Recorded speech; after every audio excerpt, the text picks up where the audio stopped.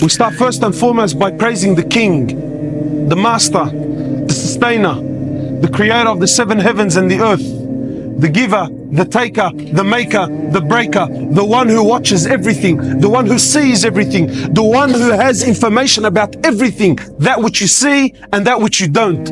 We send peace and blessings upon His beloved Muhammad sallallahu alayhi wasallam, our Master, our Teacher, and our beloved Prophet. My brothers, I see a lot of beautiful young faces. And we're back. We're back at the camps. I ask you, my brother, how much changed in your life since the last camp? I'm starting to see regular camp faces. And I'm one of them. Wallahi, it was this gathering. It was this camp that changed my life for good. The boys still have, I think, the footage. When I went to my first camp, I was clean shaven, single, doing the ghadab, doing the haram, living the life. And I went to one of the camps in Kiola Beach, I remember. And I sat in one of those gatherings. And from that day, it changed me forever, inshallah ta'ala. My brothers, I see a lot of young faces, man. Many faces who within themselves, they think, you know what, brother, I got a long time to go, man. I'm young, brother, I'm young. My brothers, I've had the most interesting 5 weeks of my life. I've buried almost 8 brothers in the last 5 weeks. All of which were under the age of 25. All of which were under the age of 25 years old.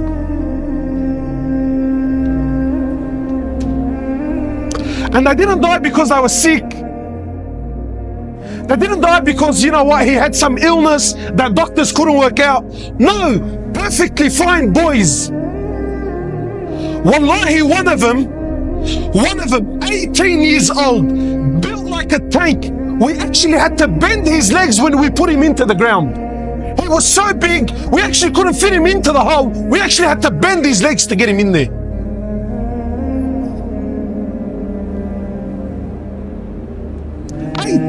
Under the age of 25, and ask me how many of them prayed. None of them.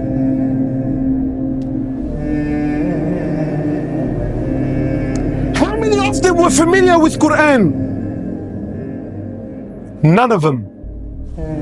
This is what the people around them are telling me. This is what their friends are telling me. My brothers, you sit here hopeful, thinking I have a long life. What gives you this hope, my brother? Go to the cemetery, billah alaik, please. I urge you, go to the cemetery and look and read the tombstones. But gone are the days when, you know, wallahi, I remember growing up, death belonged to Abu Ali and Abu Ahmed, who's done Hajj, and all of his kids are now married, and you know, he's got grandkids, he's 7 years old, he's croaking a white beard. Those days are long gone. You know, I'm 30 now, and for the most part of my life, every funeral I went to was in the old section of Rookwood Cemetery. In the last few years, we filled up that one, plus 2 new sections that they gave us, and we're already halfway through the new one that they gave us. And 70% of these people that are buried there, 70% are under the age of 35 years old.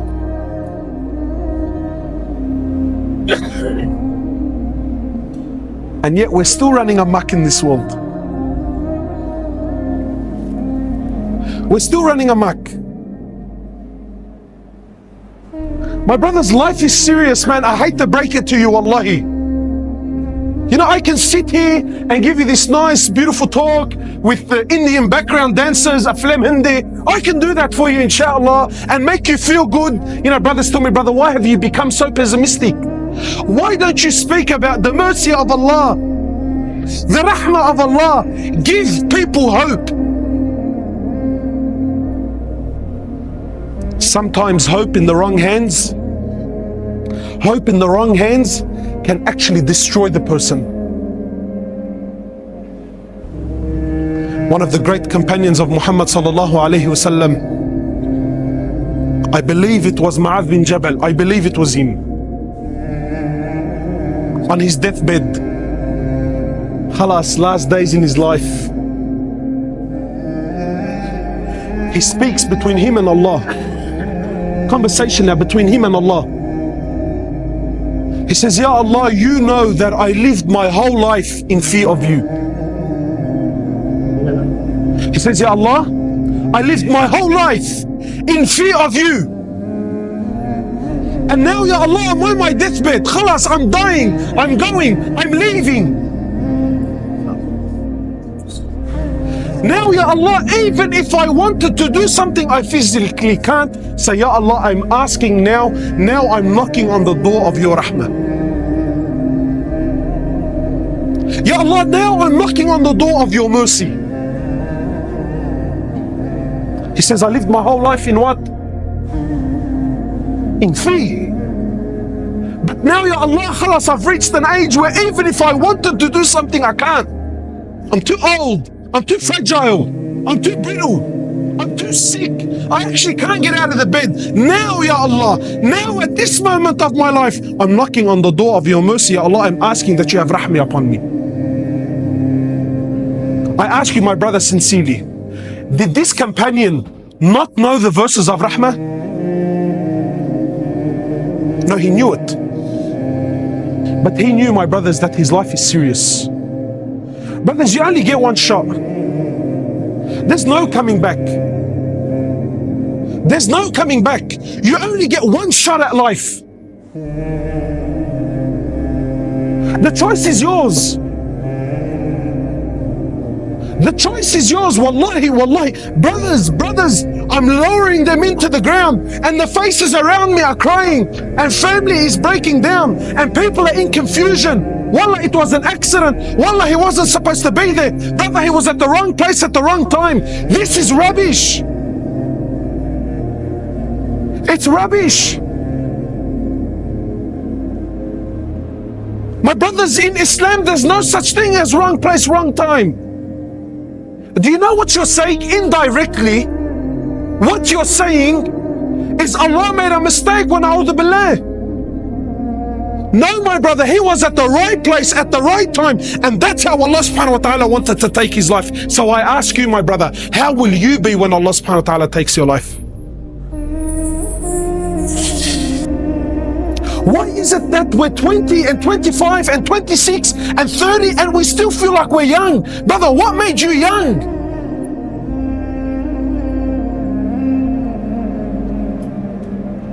My brothers, you have one shot at life. One shot. There's no coming back. You can't come back to fix things up.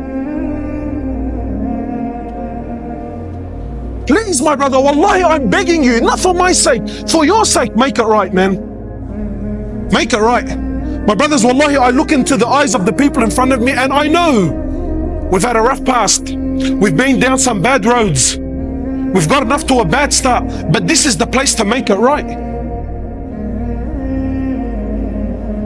Maybe some of you came here because your mate forced you. Maybe. It happens. Maybe some of you came here because his wife has been doing his heading for the past 6-7 weeks and bro, I just need a break. Maybe that's why you're here. Or maybe you're here because, you know what? At home, my mum and dad, they never let me go anywhere. So at least if I come under the disguise of a camp, I can run amok. Maybe that's why you're here. Allahu Alam. And maybe some of you are here because, you know what, I used to be on Deen for a couple of years. Well, I haven't shown my face in the UMA. I feel bad. Maybe if I go to the camp, I can save face. I don't know. Whatever the excuse is. You came with one intention. This is the time to change that intention. This is the time to change that intention. Ya Allah, we're here for your sake. Ya Allah, I'm here because I'm sick. You know what this place is, my brothers? You know what this gathering is? This is the hospital. This is the hospital. Why? Because we're all sick. When you go to the hospital, not everyone has the same sickness. There's the junkie. There's the one who broke his arm. There's the one who's mentally sick. There's the one who's physically crippled. Not everyone in the hospital is sick. There's the doctors, there's the patients, there's the family, there's the visitors. This is the hospital. And we've all come here to put our hearts before Allah Azza wa Jal. We're all here to make tawbah. Here, there's no status in this room. We're all equal. We're all sick. Some of you probably don't pray. So you're looking at me thinking, bro, this guy's got a beard down to his gut. What sickness does he have? Wallahi, there are sicknesses in this heart, my brothers, and I'm not being humble. Not being humble. Don't ever think that shaitan will allow you to. Don't think that, you know what, when I come on deen, shaitan khalas. No. There are sicknesses in this heart. There are sicknesses that don't show on the outside, but only Allah knows them on the inside.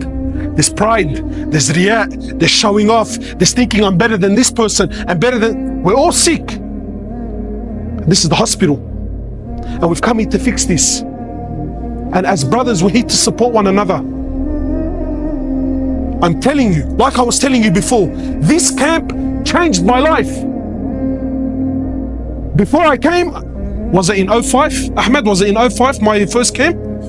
I think it was in 05 or in 04, I can't remember. 05 and 04. Some of you, you've been coming to camps for a while now, and you're thinking, yeah, you know what, this camp, you will only get out what you put in. This is a tool. When I went to my first camp, I never knew brothers, never knew mahabba, praying together. Wallah, I never knew any of this. But I seen something special. And in my heart, wallahi, in my heart, I wanted to be a part of it. I wanted to be a part of it. So I made friends with Fulan and made friends with Fulan, and I met the Sheikh for the first time, and you know, but I was hungry. And then what happens? The brother said to me, brother, you know, we have the UMA, yeah? We have this dawah group. You can come and you can join us. This camp will not change anything. If you're going to come to the camp and go home, let me break it to you now. Wallahi, let me break it to you now. You'll have fun, yeah, you'll taste something nice, but you're going to go home empty-handed. This is the place you make decisions. I make decisions. When I go back, this is what I want. So I went back, met the boys. One camp became another, third, fourth. Wallahi, from that day to now, I've never, ever missed a camp. Never missed a camp. Why? Because the heart wants it, bruh. The heart wants it. And then from being in the environment, camps, became khutbahs, became taking the boys out, became dawah, became jawla, changed my life. And this is what we want, my brothers. This is what we want. You want to die in this environment. You want to die like this. You don't want to die. Wallahi, wallahi, wallahi. Ahwal, man, ahwal. Ahwal. And brothers come up to me, imagine, all right? Brother is dying, no salah, clean shaven, in the state of zina. One brother was actually in the state of zina. Yeah? And then his friend comes up to me with tears in his eyes. He says to me, brother, is he going to Jannah?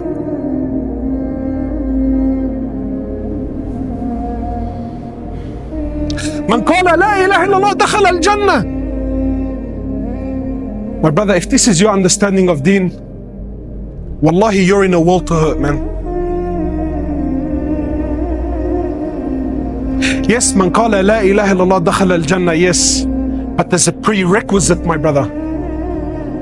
If I say la ilaha illallah Muhammad Rasulullah, but I don't believe in angels, is there Jannah for me? I don't believe in Quran, is there Jannah for me? I don't believe in hellfire in paradise, is there Jannah for me? But the hadith says, man qala la ilaha illallah dakhala al-Jannah. No, my brother, no, it's not that easy. It's not that easy. So my brothers, I don't want to take too much of your time. This is why we're here. Don't waste this camp.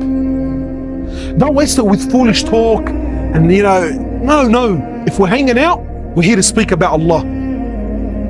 I want to hang out with those brothers who are older than me, I want to speak to those brothers who are involved in da'wah. I want to get involved. Otherwise, wallahi, my brother, you're just another face in the crowd, man. You're just another face in the crowd. And we don't want that, man. But don't you want to stand before Allah on levels? I don't understand. Wallah, like sometimes I look at faces, bro. Aren't you hungry for it? Don't you want Jannah? I don't know, man. Wallah, maybe I've become an extremist, but you, don't you want Jannah? Don't you want to see Rasulullah and hug him?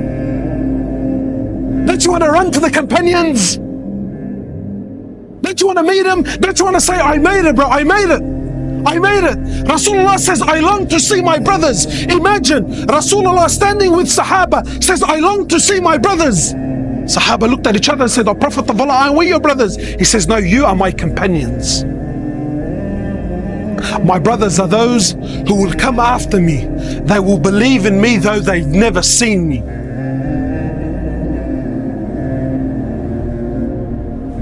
Don't you want to see Rasulullah? So inshallah, my brothers, this is it. Wallahi, these are the camps. These are the camps. You need to start thinking from now. When I go back, what am I doing? So usually the boys have this talk when? At the end of the camp. And they will do it. But you, inside of you, if you want levels, think now. Come to the brothers, come to Libdi, come to Baz, come to whoever it is. Tell him, brother, please, man, I want in, bro. I want to be involved. So inshallah ta'ala, I ask that every single one of you take these next few days serious. And wallahi, I'm telling you, this changed my life. The man that stands before you, I can confidently say, it started from a camp. It started from a camp. So the ball's in your court. Subhanakallahumma wa bihamdik, nashhadu an la